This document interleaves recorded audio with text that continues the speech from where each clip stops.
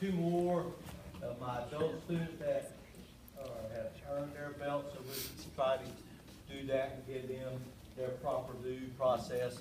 She was supposed to be fourth up, so I think they were supposed to start at the same time, so pretty sure she'll be close to being finished. All right, so we got one more small part to do with each of the students, or a couple more parts. All right, so let me have all the students that are dressed out in their uniform. You can come up and line up by your belt ring. All right, so we got black belts across the front, gold belts at the end, green belt, brown tip, brown belts. Slide them down, slide them down. All right, you two guys come in right here. Next to Mr. Swift there. All right, let's see here.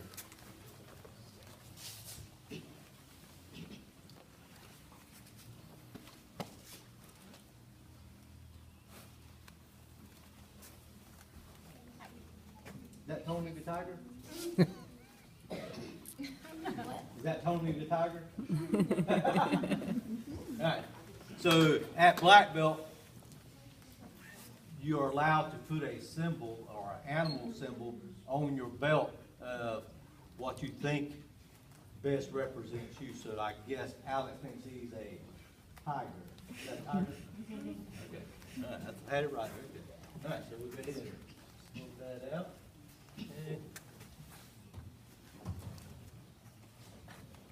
All right, so Alex, now you can come out.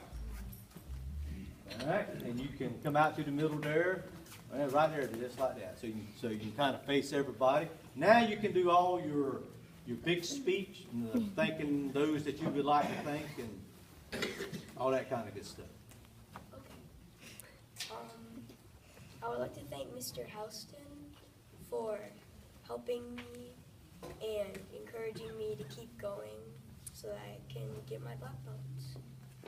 And I'd also like to thank my family for encouraging me and helping me along the way when it got tough sometimes.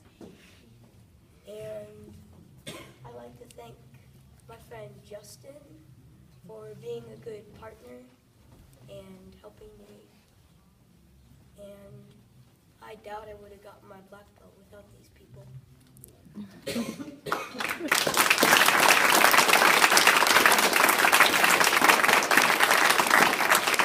All right, so thank you for acknowledging those that have helped you on the way.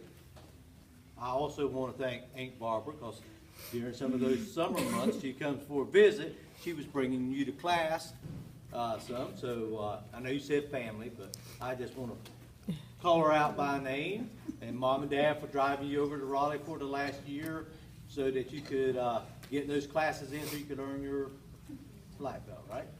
All right, so this is called a ceremonial line walk. For those that have not participated, if you have not, I'll explain it to you. Alex is going to start down with Noah, so you can go on down that way there.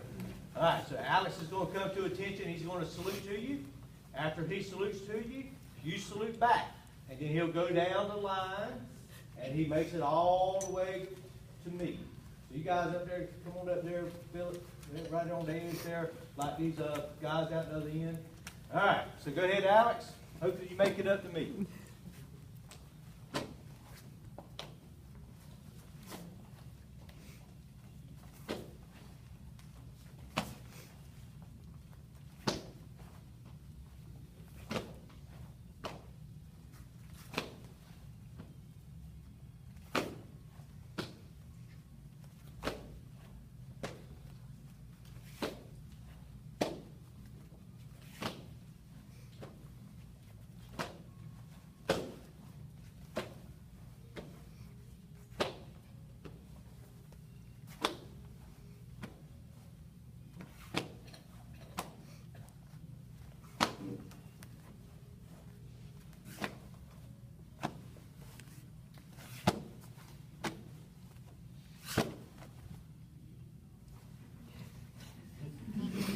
Okay, all right.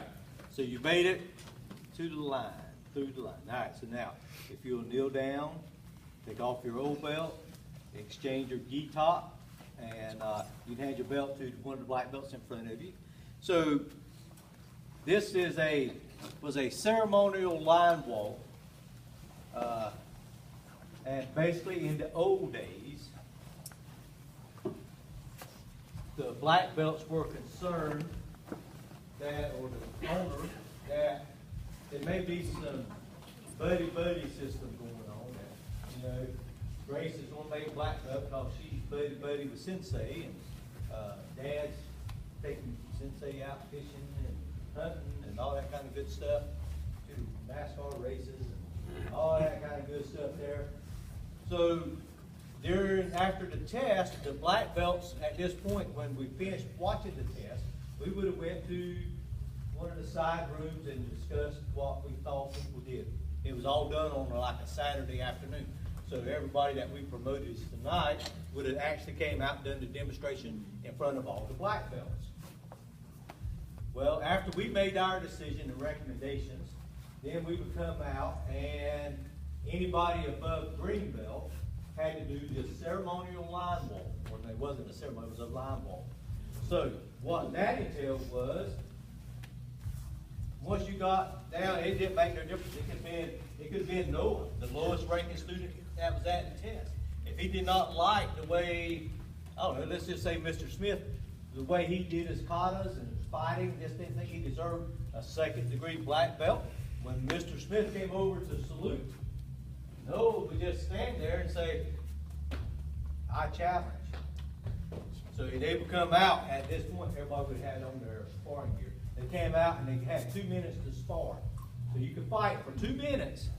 The person that did the challenging, so Noah, could fight for the whole 2 minutes, or he could fight for 10 seconds and stop.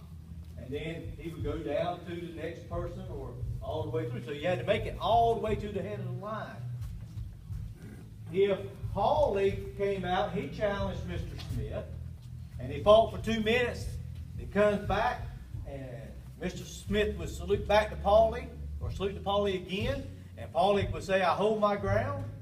Mr. Smith would fail his second-degree black belt test by a green belt. Okay? So sometimes that happens. I've seen people fail. And sometimes it was by younger students or lower ranking students. Sometimes the upper students didn't like what they saw down at the other end, and they would challenge it. And just sometimes it got ugly. So we stopped. So now we do this ceremonially and kind of giving the approval, but nobody had. I have the final approval, so what I say goes. All right. So let's come on back here, Alex, since you got your new. Don't that look good? All right. Okay. All right.